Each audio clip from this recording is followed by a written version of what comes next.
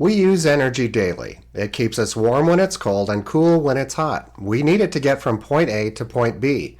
Energy drives the economies of industrialized nations, and yet we've been told that we must either stop using energy or use renewable energy, or we risk ending human life on planet Earth.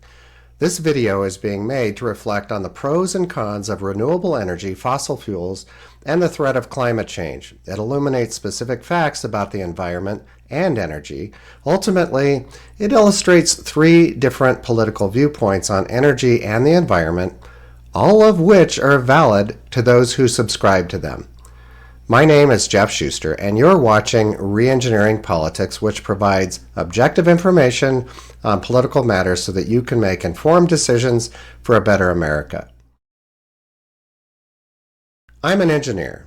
I've spent over 30 years of my career in the energy conservation, renewable energy, and energy efficiency industries. I've helped my clients save money on their utility bills and have paid close attention to the environmental impacts of energy consumption and energy extraction.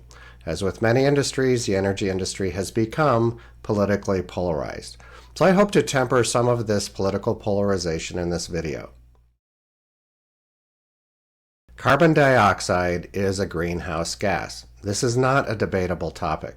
There are several greenhouse gases, including water and methane. In simple terms, a greenhouse gas allows heat from a warmer source, the sun, to heat a cooler source, the earth, and due to the nature of radiation heat transfer, this same gas will not effectively allow heat to leave the Earth into outer space. This difference in radiation heat transfer creates a greenhouse effect that warms the Earth. The science of how carbon dioxide works is more complicated than this, but we know that increased carbon dioxide in the atmosphere will cause atmospheric warming. It is also known that carbon-based fuel sources like wood, coal, oil, and gas give off water and carbon dioxide when they are burned. The increase in concentrations of carbon dioxide in our large atmosphere is infinitesimal. Before our industrial age, carbon dioxide levels were approximately 280 parts per million.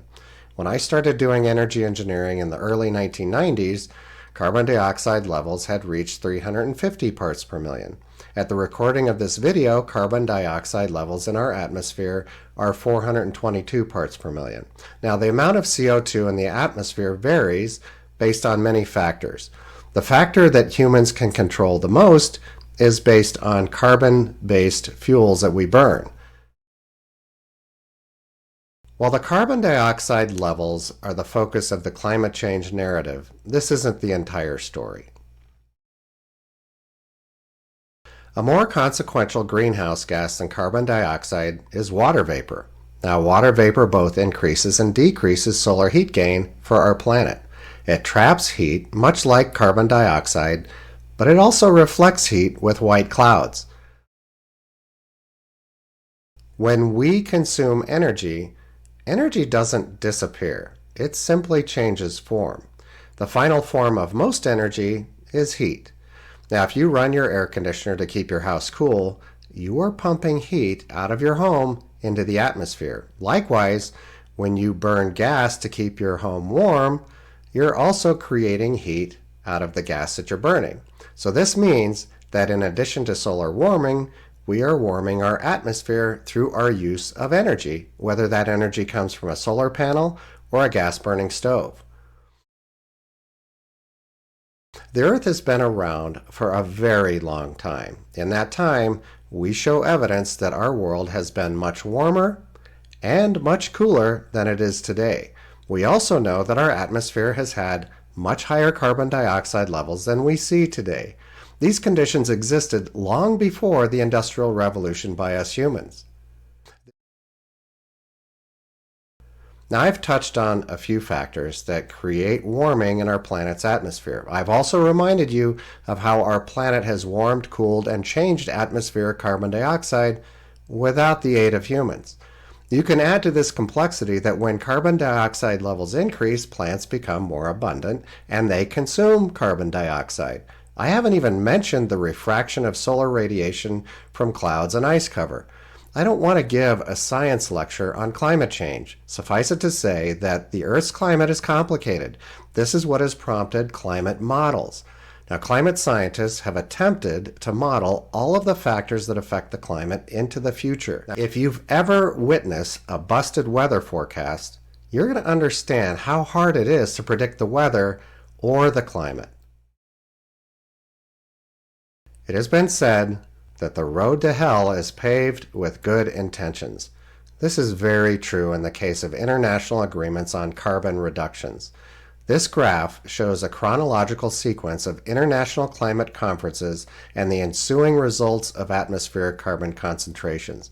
Now, one of two things is happening. Either countries are not living up to their commitments to reduce carbon emissions, or whatever they're trying to do to reduce those emissions isn't really that effective. There has been a concern about rising sea levels if and when the polar ice caps melt. Now, this graph shows how sea levels have been rising since 1900. You can see that sea levels are approximately 20 centimeters or about 8 inches higher over this time period. This graph shows a longer picture of sea level rise based on geologists' analysis of the past 6,000 years. Now, you can see that relatively speaking, sea levels have risen much more slowly in the last 2,000 years. Now, if we go back much further in Earth's history, scientists believe sea levels were 140 meters lower than they are today, and this was just after the last major ice age. Now, looking into the future, NASA predicts various sea level rises based on ice melt rates that will change based on our carbon dioxide emissions. So if we do nothing, the sea level will rise an average of 0.9 meters by the year 2100 and 3.8 meters by the year 2300. If we achieve zero carbon emissions by 2200, the sea level will rise 0.8 meters by 2100 and 1.6 meters by 2300. If we aggressively reduce greenhouse gas emissions and we achieve zero carbon emissions by 2100, the sea levels will rise 0.7 meters by 2100 and 0.9 meters by 2300. Yes, sea levels are rising. They have always risen.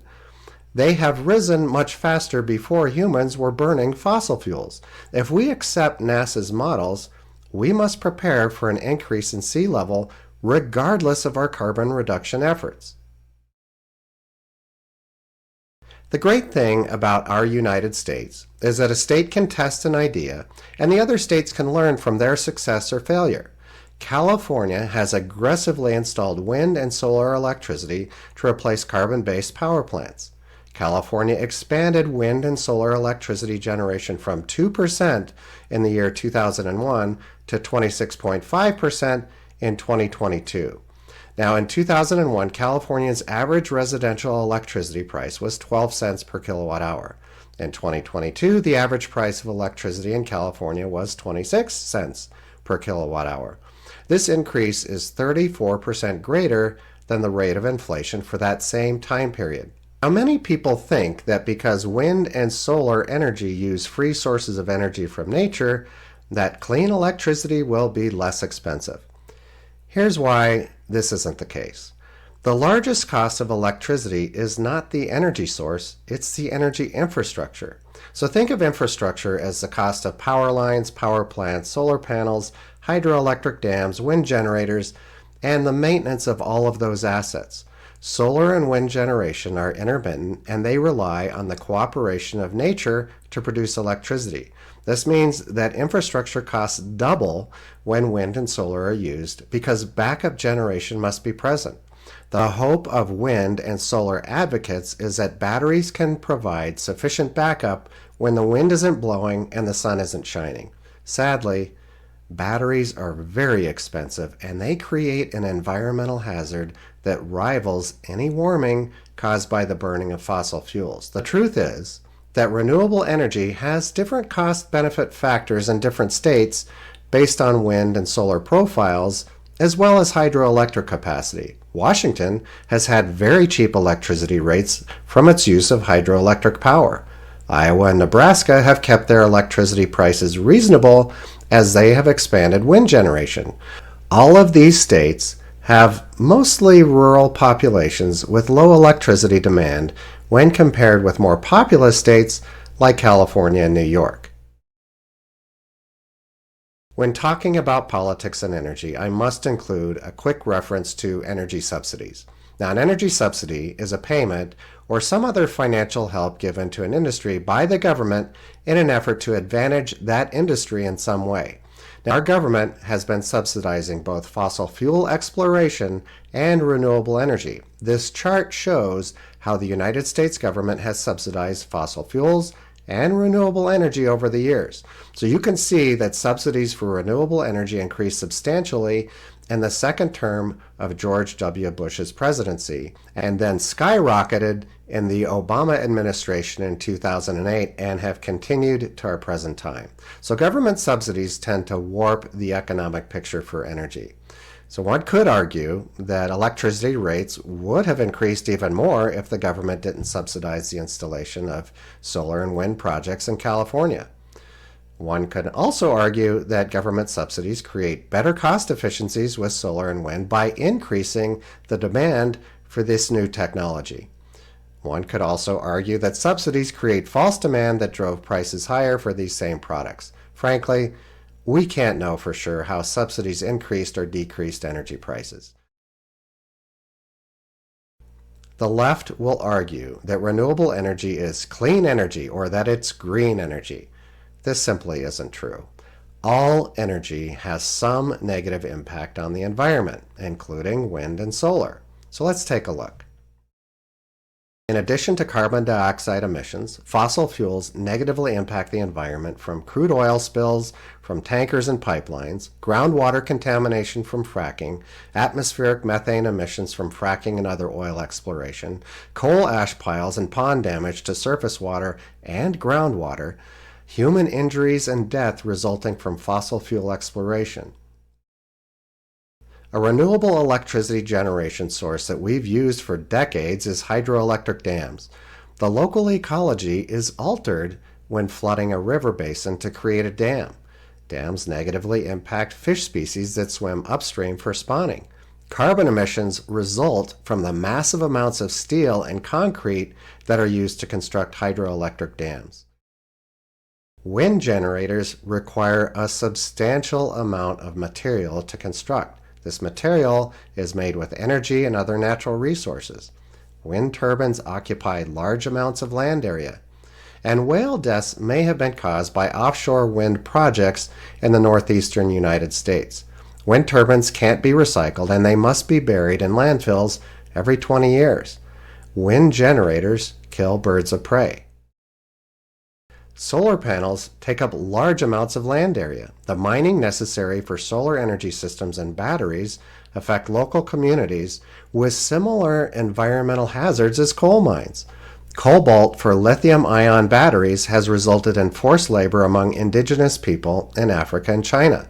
Solar panels must be replaced every 20 years. Toxic leaching is common with expired landfilled solar panels and batteries. Nuclear power emits no carbon, but it does have other environmental impacts. Radioactive meltdowns have negatively impacted surrounding areas like 3 Mile Island, Chernobyl, and Fukushima. There's a risk of radioactive contamination of uranium miners and nuclear power plant workers. Low-level radioactive waste takes thousands of years to become non-radioactive. Like coal or cobalt mining, uranium mining results in similar ecological hazards to the surrounding area. A high use of water is required to cool nuclear reactors. So there is no energy source that is environmentally benign. There is also no energy source that is renewable. When doing research for my book, Engineering Unity, I surveyed many people on their political viewpoints. Now, I found that most respondents base their political ideals on their worldview. By worldview, I mean a particular philosophy of life or a conception of the world. A faith-based worldview is based on belief in God or a higher power. The Abrahamic religions are Christianity, Islam, and Judaism. The tenets of a faith-based worldview go like this. The planet is created for human beings to use. Human beings must be good stewards of the planet, and at some point, the planet will be destroyed and replaced with a new Earth. A secularist views the world as a resource that birthed mankind and all life. Secularists believe in mankind's superior intellect to collectively make the best decisions on how to protect the planet and life. Fears of global cooling, global warming, flooding, earthquakes, famines, droughts, ice ages, hurricanes, and other natural disasters are ever present in this worldview. It's up to mankind to navigate this gauntlet of calamities with their intellect. Natural disasters are indications that we live in a delicate world with delicate systems that can end life for humans at any time. This group will often use the term existential threat, implying that humans will cease to exist if we don't make the right decisions. Now, both of these worldviews differ. Both will desire similar outcomes when it comes to energy and the environment. Faith-based adherents believe they must be good stewards of the earth because it's an expected moral tenet. Secularists believe we must be good stewards of our earth because we'll perish if we don't. 5 points distinguish the left on climate change and energy. The left generally supports transitioning to a clean energy economy, increasing energy efficiency, and promoting the use of electric vehicles. The left supports international agreements like the Paris Climate Agreement, promoting diplomatic efforts and accountability for emission reductions. The left desires to force reductions in emissions through carbon taxation, reducing meat consumption, and restricting farming, manufacturing, and other industries that they believe are contributing to excess greenhouse gas pollution. The left is concerned about energy use's social and economic inequalities. Industrial countries get wealthy off of using energy, while poor communities live with the consequences of environmental damage caused by this energy use. The left believes wealthy energy users must make things right for the harm that they have caused these communities. The left advocates for converting all vehicles, public transportation, home appliances, and other energy-using devices to use electricity over any other fuel source. The theory is that if all electricity is generated by renewable energy, electricity will ultimately be a cleaner energy source than the energy source it's displacing. 5 points distinguish the right on climate change and energy. Many on the right are skeptical about the scientific consensus on climate change. They question the extent of human-caused climate change or the effectiveness of proposed solutions. Many on the right believe that climate change is a downright hoax. The right prioritizes domestic energy production over reliance on energy resources from hostile countries. This mostly applies to oil, but it's also a concern for renewable energy resources that are mined and manufactured abroad. Many on the right work in the oil, natural gas, and coal industries, and they're convinced that these energy resources are the country's most economically viable sources of energy. Any electric or renewable energy solution must win in the free market without government subsidies or regulations.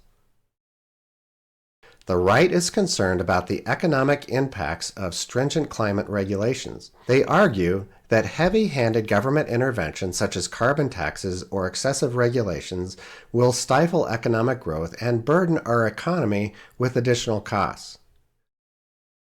The right drives gigantic gas-guzzling vehicles, avoids recycling, hoards incandescent lights, and does what it can to enrage anyone on the left who dares to rob them of their energy liberty.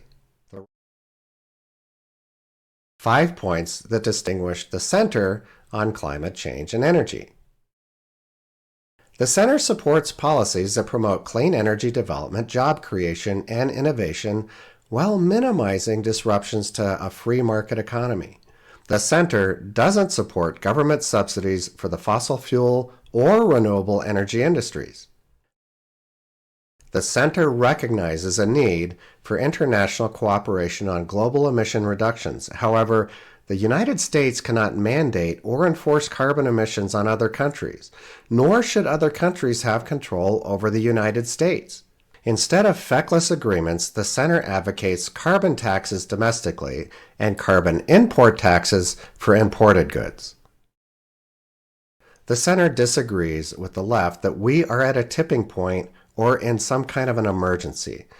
Instead of the 10 years advocated by alarmists, we should create a more deliberate and measured approach over 100 years to transition from fossil fuels to alternatives. A hurried transition will increase debt, not allow for the use of improved technologies over time, and it will harm our economy. Centrists are opposed to the extreme positions by the left with electricity, wind, and solar, and the drill baby drill attitudes by the right. Energy choices must be rational based on the most economical source with the least environmental impact, regardless of where that energy originates. If carbon emissions are a concern and infrastructure costs to duplicate generation for solar and wind are problematic, then nuclear power is the best electricity generating option. Zealots will create more harm than good. A good example of this is stopping fertilizer production to reduce carbon emissions while harming our food supply. The Center agrees with the right that renewable energy and new technologies should be market-driven. The Center also agrees with the left that carbon should be taxed to the extent that it will cause financial harm, but it cannot be taxed simply to increase the government slush fund. As I mentioned at the start of this video, I've been actively engaged in the energy conservation, renewable energy, and energy efficiency industry for most of my professional life. I grew up in coal country on the western slope of Colorado. In the 1970s, I believed that we would one day run out of coal, oil, and any other natural resource. I experienced firsthand the oil embargo in the late 1970s, where we had lines at gas stations because of a shortage of gasoline. So you fast forward to today, we've discovered more fossil fuel sources than we had ever imagined existed in the 1970s. Now the concern has shifted to our atmosphere. I genuinely respect the viewpoints of the right and the left on energy and the environment. I agree with the left that excessive CO2 concentrations are causing warming. I agree with the right that warming and cooling has happened on our planet Earth for eons. Reasonable and cost-effective carbon emission reduction seem to be the most prudent approach. In the meantime, it is prudent to ensure that coal, oil, and natural gas are extracted and processed domestically and then exported to countries who can use these fossil fuels as a viable energy source. It would be helpful for the United States to create a long-term energy plan that considers environmental and economic impacts alike. While the Paris Climate Agreement sounds like an environmentally responsible thing to do, such agreements are unnecessary, ineffective, and they may even be damaging. Considering how the Earth's climate has changed throughout its existence, I believe it would be more prudent to plan to adapt to changes in climate, sea level, and other environmental factors instead of believing that we can control the Earth's climate. I want to thank you for visiting Reengineering Politics. I've published an ebook entitled The Politics of Energy and Climate Change, Left versus Right. This ebook contains much of what I have presented in this video, along with cited sources. I've left a link to this ebook in the description below. My book, Engineering Unity, also has a chapter on energy and climate change, as well as 15 other topics that discuss the political left, right, and center. I've left a link to purchase this book in the description below. I'd love it if you like this video and you subscribe to the Reengineering Politics YouTube channel. I plan to continue posting videos on various political topics, so please stay tuned. Thanks for watching, and I hope you return for more political insight that's neither left nor right.